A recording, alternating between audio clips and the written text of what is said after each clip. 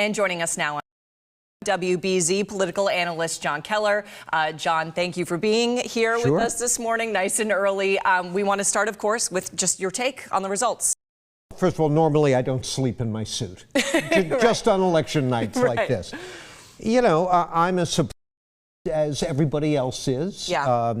I don't think too many people saw this coming.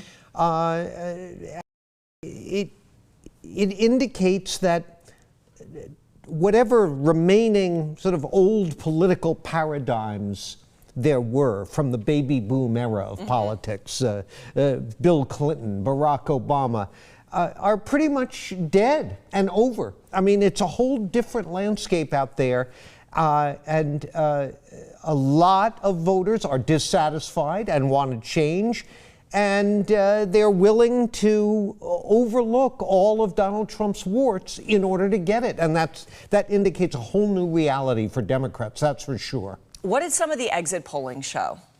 Well, Brianna, it shows that Kamala Harris sharply underperformed Joe Biden's showing 4 years ago. You know, people said, really across the board, most notably among groups that have been part of that core traditional Democratic constituency, African Americans, Latino voters, younger voters, all turned out for Harris.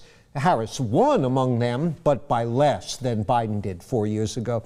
You know, in 2016, when Trump stunned the country by beating Hillary Clinton, a lot of people looked at that and said, well, that was a fluke, particularly when he lost in 2020. Well, maybe it turns out Biden's win in 2020 was the fluke.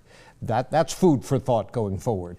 Do you think that part of what we're seeing is due to the fact that our country is not ready to elect a woman as president? I don't think that can be ignored. You know, we now have two pretty solid case studies of perfectly qualified women being pretty roundly rejected by the electorate, and the fact that this was a woman of color, I think, also can't be ignored.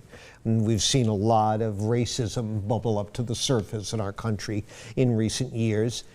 But look, I think more to the point for the Democrats going forward, it says that identity politics, something that started with the baby boomers in the 1960s and has become a staple of Democratic Party politics, is just not getting it done. It's not something that younger voters really want to hear about.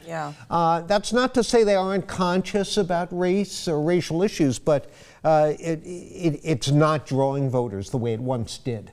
What does this mean for all of Trump's outstanding court cases moving forward? Yeah, well, the federal cases are almost surely gone, in that he can order the Justice Department to drop them. That's not to say that, for instance, the election interference case can't be resurrected by an outside group.